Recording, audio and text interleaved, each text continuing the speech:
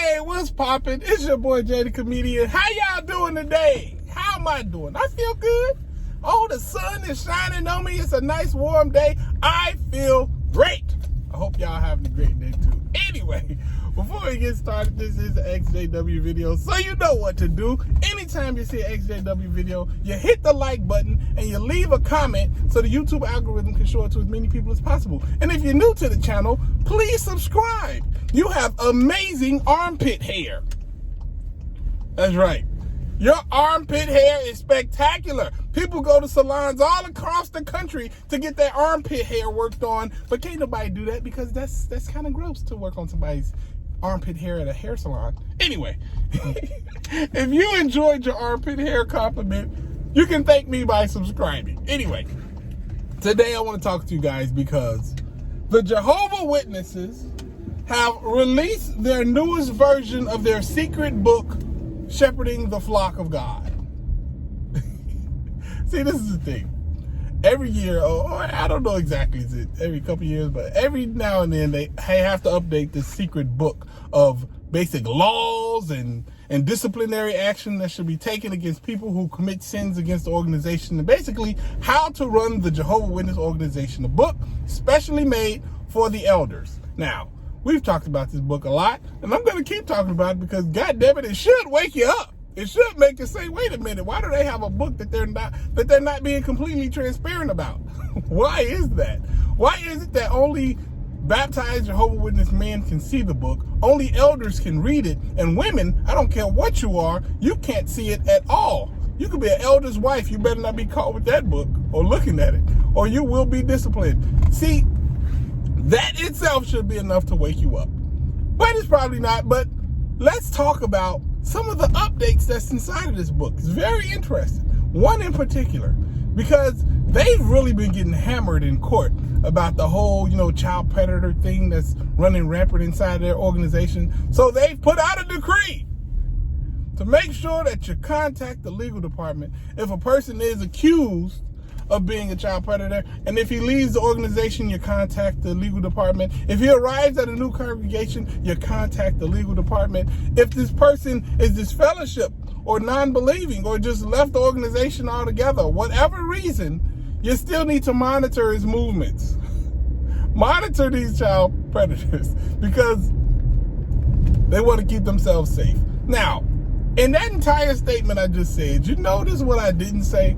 At no point did I say, contact the police so they can run a real investigation and actually see how dangerous this person is to the society around them. At no point did I say that. Every point they say, contact the legal department. Contact the legal department. Now, the reason I want you to pay attention to that is because when you contact the Watchtower Bible and Tracts Society's legal department, who are you protecting in that situation? Are you protecting children that could possibly be attacked? I don't think so. It don't seem like contacting the legal department would protect kids. I think contacting the police might help, but okay, whatever. Contact the legal department. But at the same time, who are we really trying to do the best, the best degree of protection possible for in this situation? It's the Watchtower Bible and Tract Society. Because even the smallest thing that could be done, right, is letting the congregation know that there's a person there who is a danger to the congregation. Now, this is the thing. They already have something set up to do that. It's called marked individuals. But guess what? They can only do that to people who are inside the congregation, who are spreading maybe like some little apostate ideas or questioning the organization. They'll mark those people. Those people are marked as dangerous because they're out here spreading thought-provoking questions and whatnot. They're dangerous, right? Once again, who are they protecting? Who are they a danger to? A thinking person? Or a person who's willing to search for answers to questions they ask?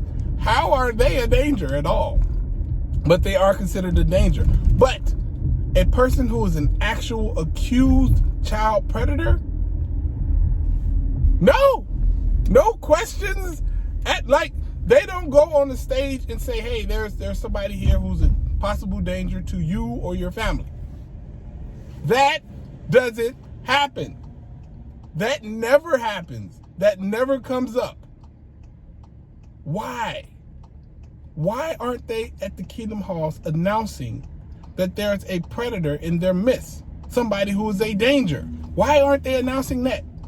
They can announce somebody who's asking the wrong questions. You know what I mean? And inside of the new book, they're basically just saying, keep an eye on them. We're going to keep on watching them, you know? But these people are still invited to, Jehovah Witness functions. They're still invited to Kingdom Halls and other places where children will be at. And you know what? I don't care how good of an eye you keep on them. If you're not telling everybody possible that this person is a danger, the only eyes you can keep on them is your own. So if you're not there, because there are gatherings where no elder will be there, but just because, like Jehovah Witnesses have gatherings all the time. It's not a requirement that you need an elder present to have a gathering. You can just have some people invited over, just a couple of friends. You know how it is. If you don't know that one of them is a friggin' predator, then something bad can happen. This is easily preventable. But they, for some reason, well, I'm not going to say for some reason, I know why. They can't announce or mark somebody in the congregation as a predator because a couple things.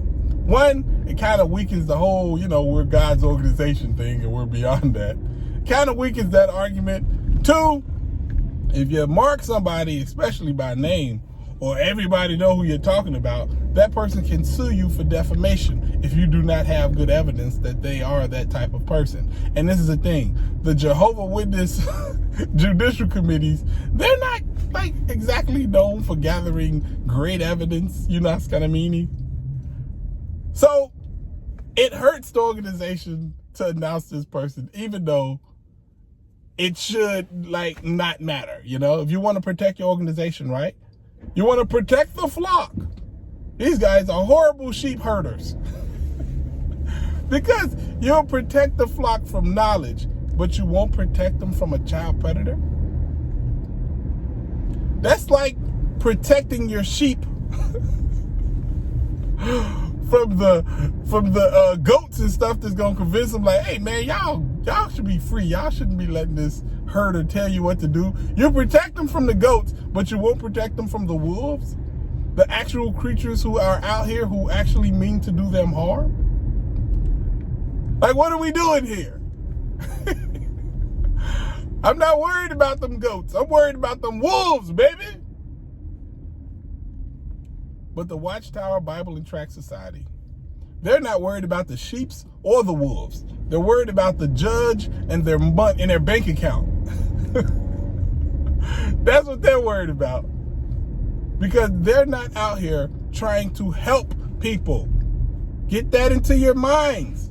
It's not about helping or keeping people safe. It's about making money and keeping said money in their pocket. This is very simple. Very, very simple right here. If they wanted to protect people, simply make an announcement that there's a dangerous person here. The word gets around the Jehovah Witness organization in Kingdom Halls very fast who that person is.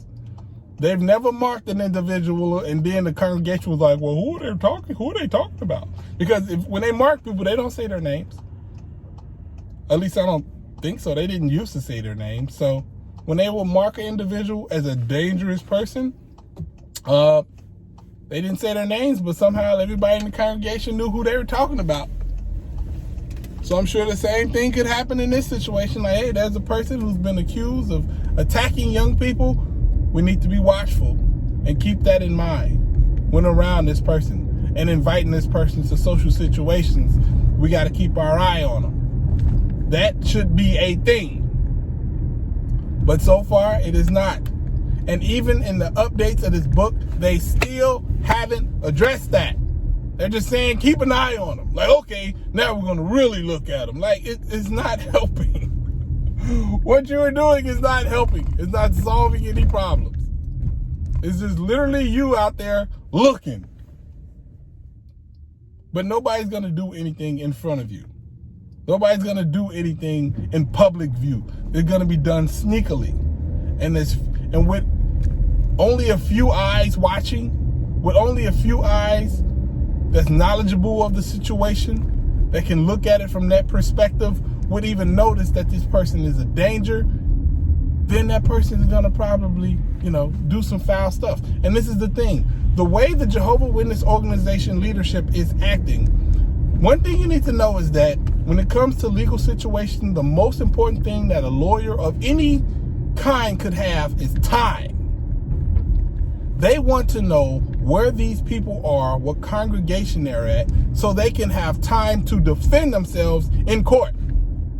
They're not trying to prevent anything from happening. They're trying to make sure that they have enough time to come up with a legitimate defense, to come up with a legitimate reason as to why this person did what he did and how to separate this person away from the organization so that if they go to jail, they go to jail, but at no point the organization will lose any money.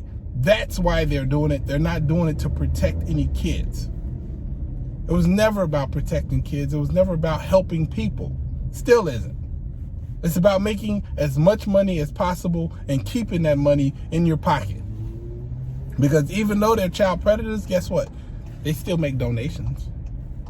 They still have a possible bloodline that Jehovah Witnesses can take hold of, They could take their offspring and start a whole new generation of people that's donating their time, energy, and effort and finances to that organization. They still got that from them. That's why every member is so important.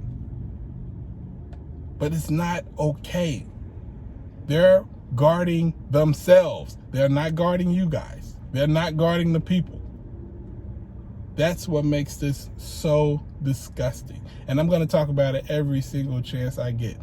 If you look at that book, the Shepherding the Flock of God book, you will see that it is all about controlling people and protecting the organization.